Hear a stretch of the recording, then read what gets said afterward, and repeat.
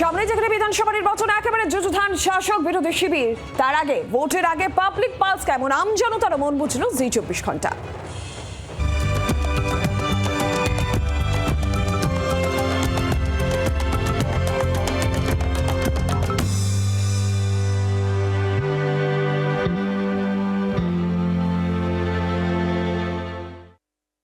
Gas book করলে হয়তো দেখা যাচ্ছে পাওয়া যাচ্ছে না 20 দিন 25 দিন, মানে বুক করার পরেও আর কি।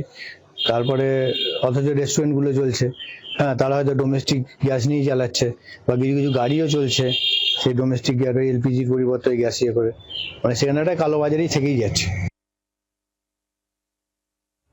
13 তারিখে মেসেজ এসছে, আমি 13 তারিখের অনেক আগে গ্যাস বুক করেছি।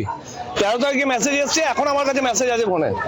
প্রতিদিন ওখানে গ্যাসের ডেলিভারি যিনি দেন উনি যাচ্ছেন, ওনার ফোন নাম্বার আছে। আজকে দুবার ফোন করেছি কেন, প্রতিদিন আমাকে বলছে আপনার কালকে। আর আমার মাসে একটা গ্যাস লাগে, আমি গ্যাস পাচ্ছি না। আমার বাড়িতে দুটো বাচ্চা, আমার স্ত্রী সদ্য আমি এখান থেকে ব্যাঙ্গালোর থেকে ট্রিটমেন্ট করিয়ে এনেছি অপারেশন করে। তাহলে কি করে এনে খাবো আমি? কালোবাজারি হচ্ছে। সবাই গ্যাস পাচ্ছে কি করে? অ্যাভেলেবেল চপের দোকান, চায়ের দোকান, হোটেল, রেস্টুরেন্ট কি করে চলছে? কমার্শিয়ালে তো চরমভাবে ব্যাপক কালোবাজারি চলছে, যেটা 1000-এর নিচের গ্যাসের দামকে এখন 1500-এর উপর কালোবাজারিতে বিক্রি হচ্ছে। সেটা ইমিডিয়েট রোখা খুবই প্রয়োজন। কারণ কি, এই রকম অবস্থা হলে ডোমেস্টিক যে গ্যাসের এলপিজি গ্যাসের প্রয়োজন, সাধারণ মানুষের খাওয়া ক্ষেত্রে, সাধারণ মানুষের দৈনন্দিন জীবনের ক্ষেত্রে তার উপর একটা ব্যাপক প্রভাব পড়তে পারে।